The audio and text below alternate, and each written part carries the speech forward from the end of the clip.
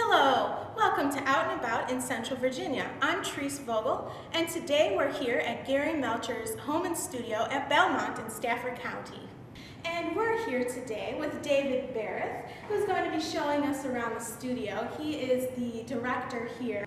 David, can you tell us a little bit about who Gary Melcher's is and why we should learn more about him? Sure. Gary Melcher's was an artist who was born in Detroit in 1860. He was of German heritage. His father had an art school in Detroit, and he always wanted to be an artist and went to art school in Europe when he was a young man, and began developing his career there and became very well known during the late 19th century.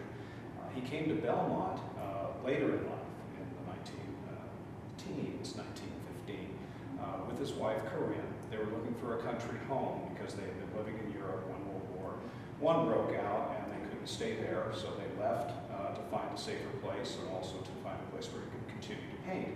So they had a studio in New York, but he wanted a country home. Had some friends down in this area of Fredericksburg who said that there was this place for sale up on the hill and found it. Why don't you take a look at it? So they bought Belmont here and started to develop it as their own private escape from the city of New York. He built this studio that we're in here in 1924 and continued to paint here until he died in 1932. He was one of the most prominent portrait painters of the early 19th century.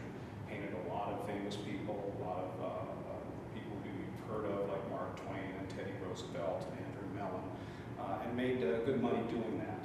He was very well respected around the world, both in Europe and here, and we're fortunate in that his widow left everything to the state of Virginia, so we are owned by the Commonwealth. We're part of the University of Mary Washington, and we're open to the public year-round, so you can learn about Gary Melcher's and his art.